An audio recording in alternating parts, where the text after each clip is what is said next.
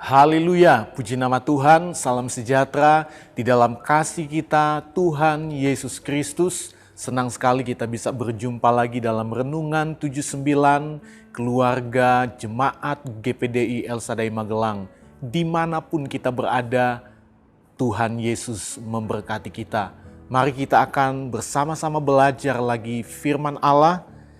Mari kita terus alami pembaruan di dalam Tuhan setiap hari dengan merenungkan firman Tuhan, menggunakan 365 hari yang mengubahkan. Puji nama Tuhan.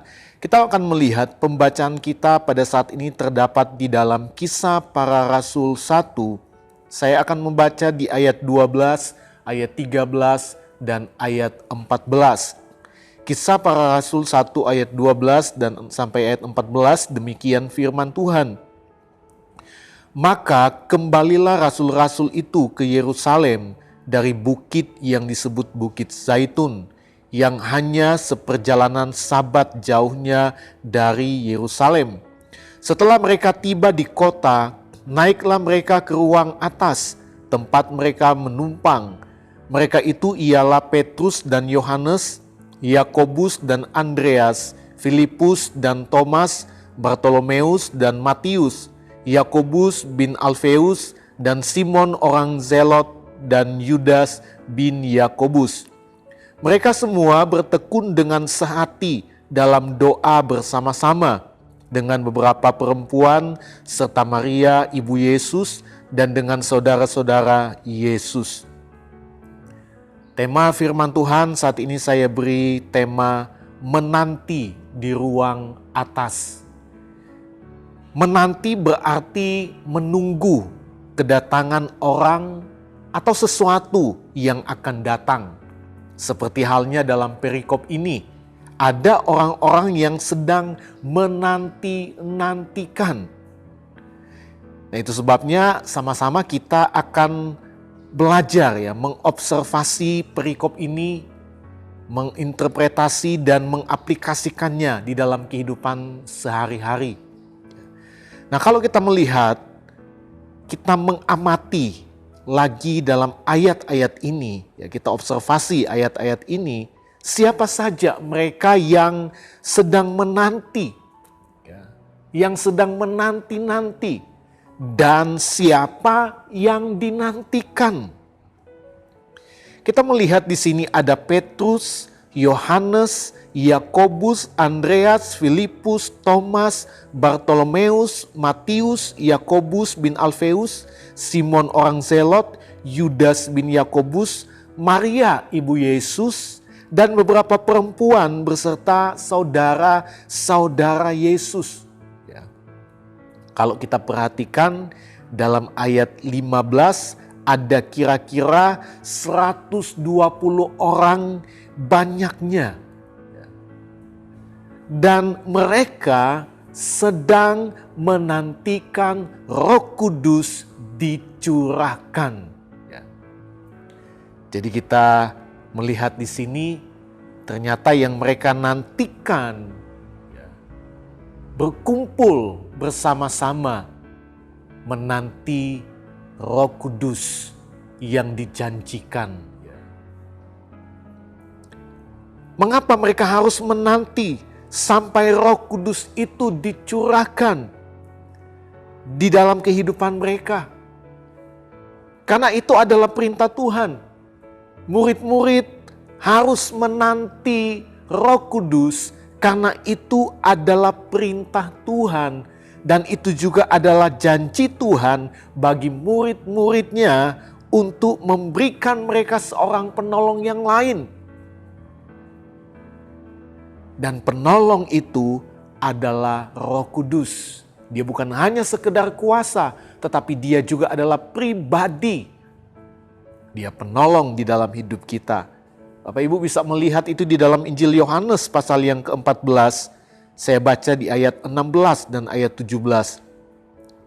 Aku akan minta kepada Bapa dan ia akan memberikan kepadamu seorang penolong yang lain supaya ia menyertai kamu selama-lamanya, yaitu Roh kebenaran Dunia tidak dapat menerima dia, sebab dunia tidak melihat dia dan tidak mengenal dia, tetapi kamu mengenal dia sebab ia menyertai kamu dan akan diam di dalam kamu.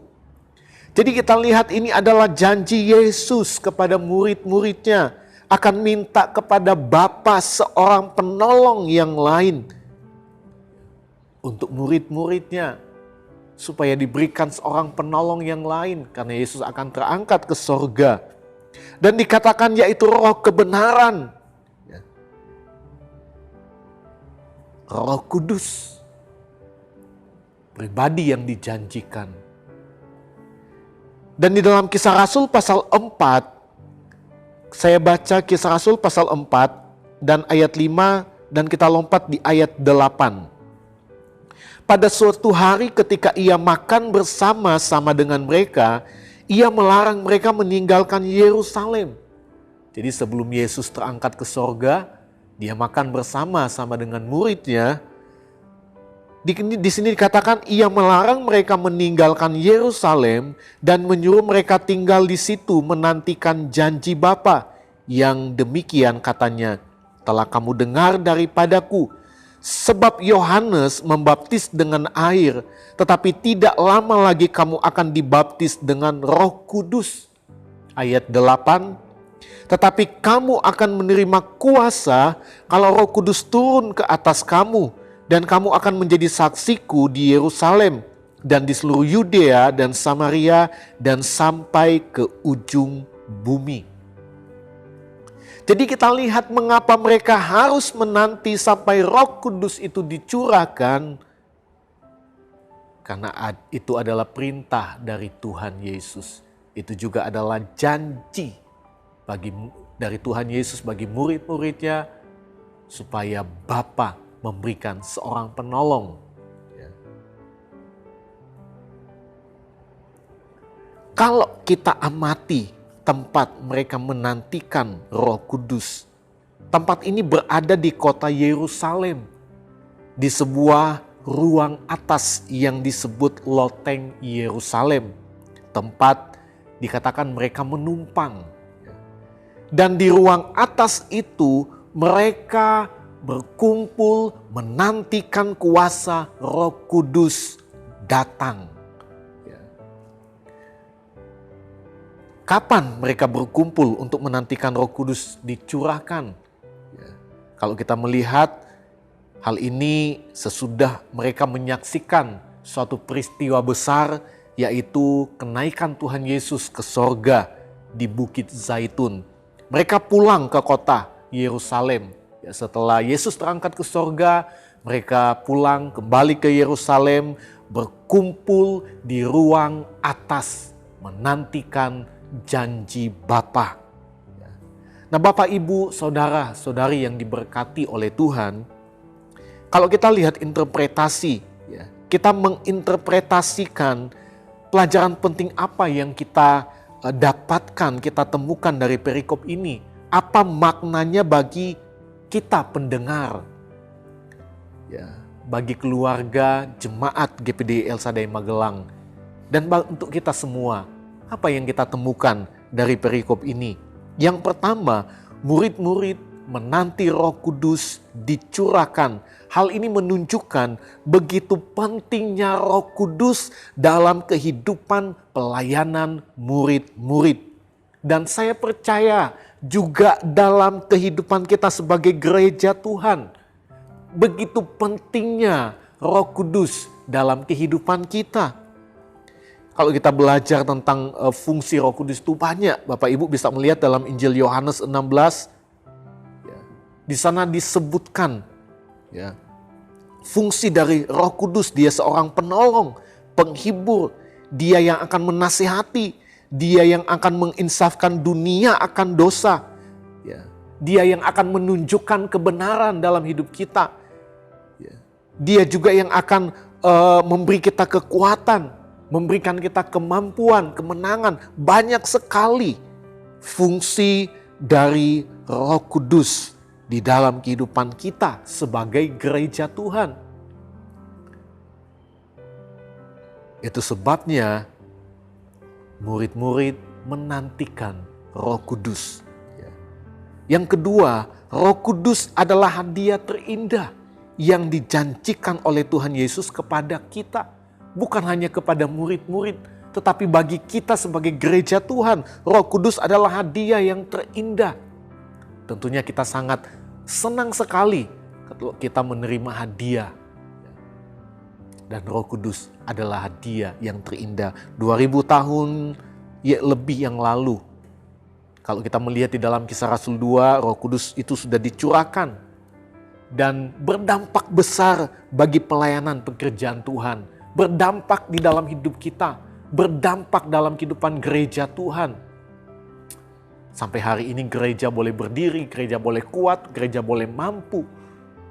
Karena ada kuasa Roh Kudus yang menaungi, ada Roh Kudus yang sudah dicurahkan. Ada Roh Kudus yang memberi kekuatan, kemampuan, kemenangan. Jadi kita bisa lihat fungsi Roh Kudus. Dia hadiah terindah di dalam hidup kita. Kita lihat yang ketiga, makna yang kita temukan dari perikop ini. Mereka naik dan berkumpul di ruang atas. Menunjukkan sebuah tempat yang memberikan ruang bagi mereka untuk fokus pada doa tanpa ada gangguan apapun. Jadi di ruang atas ada ruang yang memberikan ketenangan. Mereka tenang, tidak ada gangguan apapun sehingga mereka bisa fokus pada doa, fokus pada penyembahan. Kita pun harus mengambil bagian-bagian untuk fokus dalam penyembahan, dalam doa kepada Tuhan. Bapak Ibu, kita lihat aplikasi dari perikop ini seperti apa sikap yang benar, sikap yang harus kita terapkan dalam menantikan kuasa Roh Kudus. Yang pertama, sikap bertekun dalam doa. Karena di dalam ayat-ayat ini kita lihat mereka bertekun di dalam doa. Mungkin di antara kita sampai hari ini masih ada yang belum dipenuhkan dengan Roh Kudus.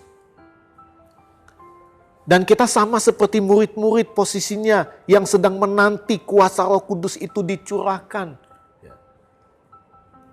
Mungkin ada banyak orang yang belum dipenuhkan dengan Roh Kudus. Dan kita sudah bergumul. Kita sudah sedang berdoa. Kita adalah orang-orang yang sedang menantikan Roh Kudus itu dicurahkan. Menantikan kehidupan yang dipenuhkan dengan Roh Kudus. Karena kita menyadari begitu pentingnya Roh Kudus dalam kehidupan kita. Tapi kita melihat firman Allah pada saat ini. Jangan pernah bosan. Jadi aplikasi dalam hidup kita. Yang kita terapkan dalam hidup kita. Jangan pernah bosan. Dan atau jenuh dalam berdoa. Teruslah. Teruslah menanti. Teruslah berdoa. Sampai Roh Kudus memenuhi hidup kita. Sampai Roh Kudus melawat, menjamah dan memperbarui setiap hati dan hidup kita. Karena hanya Roh Kudus, Allah yang dapat memperbarui setiap kehidupan kita. Sehingga hidup kita terus berkenan di hadapan Tuhan. Jadi jangan pernah bosan untuk terus berdoa. Sebab dalam doa yang tekun kita percaya pasti ada lawatan kuasa Roh Kudus. Yang kedua, sikap sehati dalam doa. Ini yang harus kita terapkan dalam hidup kita. Berdoa dengan kesehatian. Kalau kita melihat para rasul, murid-murid kembali ke Yerusalem, berkumpul di ruang atas. Jadi waktu mereka kembali ke Yerusalem, mereka berkumpul di ruang atas. Tidak berserakan atau menjalani hidup mereka sendiri-sendiri. Jadi gak ada yang masing-masing jalani hidupnya sendiri-sendiri. Ini menjadi pembelajaran, kita pun dituntut untuk terus bersatu dalam doa. Aplikasikan ini dalam hidup kita. Berdoa dalam kesehatian, satu di dalam doa. Keluarga bersehati dalam doa. Dalam kita berjemaat bersehati di dalam doa. Kita bertekun, kita juga harus bersehati. yang artinya saling terbeban satu dengan yang lainnya. Karena kita sadar kita adalah tubuh Kristus yang pastinya akan ada kesatuan dalam doa, pasti ada kuasa yang luar biasa kita alami, yaitu lawatan, jamahan Roh Kudus di dalam hidup kita. Bapak Ibu, doa yang bersatu itu akan menghadirkan jamahan Roh Kudus serta kuasa yang akan menguatkan dan membangun fondasi yang kuat untuk perjalanan kehidupan rohani bersama. Mari Bapak Ibu, teruslah menanti kuasa Roh Kudus. Teruslah menanti lawatan, jamahan Roh Kudus setiap hari di dalam kehidupan kita. Tuhan Yesus memberkati kita. Terima kasih Bapak Ibu, saudara-saudari yang telah mengikuti Renungan 79. Kiranya setiap renungan yang sudah kita dengar itu dapat menjadi berkat bagi kita semua. Bapak Ibu juga bisa bagikan kepada orang lain. Dan bagi Bapak Ibu, saudara-saudari yang ingin didoakan untuk pokok doa tertentu, mau menceritakan kesaksian baik mujizat, kesembuhan, pemulihan masalah keluarga dan lain-lain, dapat disalurkan melalui chat dalam WhatsApp di nomor 0813 27 4200 88. Tuhan Yesus berkati kita semua. Kita akan berdoa. Terima kasih Bapa yang baik, kami bersyukur kepadamu buat hari ini. Kami boleh kembali belajar kebenaran firman-Mu. Kami boleh mengamati setiap firman-Mu, menginterpretasikan firman-Mu dalam hidup kami. Kami menemukan banyak hal, banyak makna bagi setiap kehidupan kami. Dan biarlah kami juga mengaplikasikan, menerapkan itu di dalam hidup kami sebagai umat-umat Tuhan. Kami adalah orang-orang yang haus akan Engkau. Kami adalah orang-orang yang sedang menantikan akan lawatan Roh Kudus, jamahan Roh Kudus itu terjadi di dalam hidup kami setiap hari, setiap saat.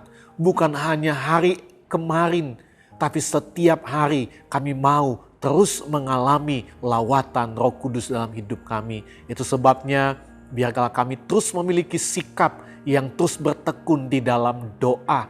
Kami memiliki sikap yang bersatu di dalam doa dengan kesehatian, karena kami percaya di sana akan hadir kuasa dari tempat yang maha tinggi, kuasa Roh Kudus yang menjadi kekuatan, memberi kami kemampuan dan kemenangan. Terima kasih Bapa, berkati seluruh keluarga jemaat GPD El Shaddai Magelang untuk terus hidup di dalam kebenaran firman-Mu. Di dalam nama Tuhan Yesus Kristus kami berdoa dan mengucap syukur kepadamu. Kiranya keluarga jemaat GPDI El Shaddai Magelang yang berlindung padamu akan bersukacita, akan bersorak-sorai selamanya. Karena Engkau menaungi kami dan karena Engkau akan bersukaria orang-orang yang mengasihi nama-Mu. Dalam nama Tuhan Yesus Kristus. Haleluya. Amin.